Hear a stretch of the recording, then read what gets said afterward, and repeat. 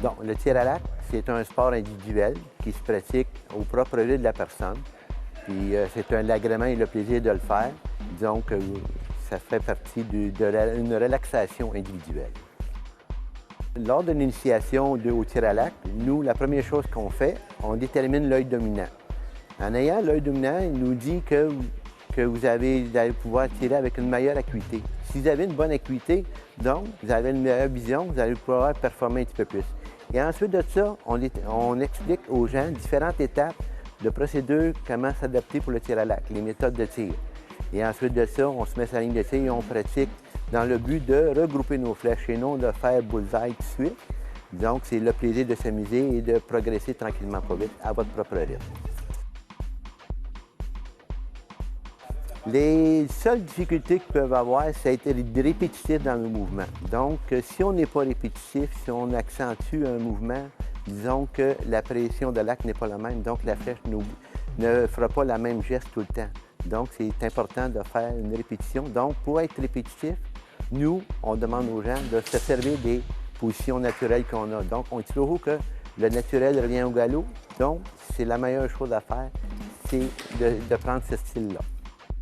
L'attitude qu'on développe à force de faire du tir à l'arc, je pense que c'est une attitude de relaxation et plutôt aussi d'une concentration. Si on n'est pas concentré, donc on va perdre des étapes. Vu qu'on a 10 étapes dans le tir à l'arc, si on ne se concentre pas, on va peut-être sauter une étape, puis l'étape qu'on va sauter est peut-être la plus importante, donc le résultat ne sera pas adéquat au bout de la flèche. Tous les âges sont recommandés, mais disons que pour les jeunes, on demande de partir à l'âge de 10 ans.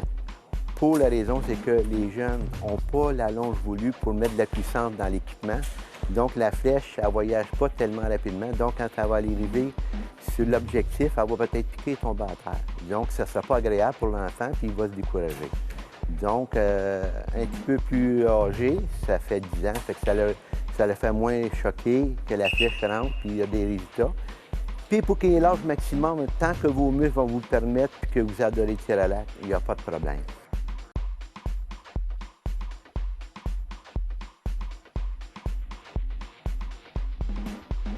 La sécurité pour nous, c'est le point le plus important. Disons que le tir à l'arc, c'est une arme, donc ça peut tuer, ça peut blesser. Donc tout le monde se met sur la ligne de tir, qui est une ligne blanche, un pied chaque côté de la ligne de tir. Et disons qu'on se met à tirer au coup de sifflet. Quand on a fini de tirer nos 3 flèches, on dépose notre équipement sur le support d'arc. Et ensuite de ça, celui qui s'occupe de la ligne de tir va siffler pour permettre aux gens de tout partir en même temps, d'aller chercher nos flèches et de revenir et de recommencer au coup de sifflet. C'est le plus important. Et en même temps, bien, disons, on explique le maniement d'arc aussi, qui est aussi important de ne pas se blesser aussi. Dans les risques de blessures des personnes, on n'en a pas vraiment. Il peut en occasionner, mais disons que l'important, nous, c'est qu'on permet aux gens d'avoir un équipement qui vont être capables de le faire à leur propre capacité physique. On ne peut pas permettre à un enfant de tirer un arc de 40 livres. Il va se blesser.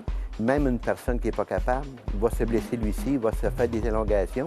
Donc, ça va le priver de faire un loisir, ça va priver son activité dans le lieu du travail, puis même dans les travaux à la maison. Donc, nous, on ne recommande pas des actes de plein extrême.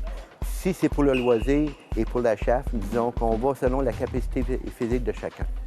Un robin, c'est une flèche que quand vous tirez la première flèche dans la cible, et que vous tirez votre deuxième flèche et que vous êtes une précision énorme, la deuxième flèche va frapper la première flèche et elle va rentrer une dans l'autre. Donc, ce que j'en appelle fendre une flèche en deux, c'est un robin.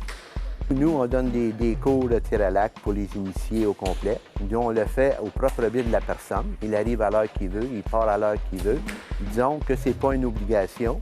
Disons, la formation, je le fais individuelle. Donc, c'est plus à son aise parce que des fois, en groupe, la personne est gênée, puis elle va se refuser de poser une question si elle est mal prise. Donc, on fait.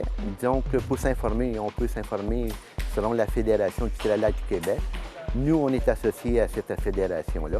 Et ils ont la liste des clubs de toutes les régions que vous pouvez tirer. Vous faites appel à ça. Vous avez les personnes contacts qui vont vous donner sur le site Internet. Et nous, les archers de montagne, on a notre propre site Internet.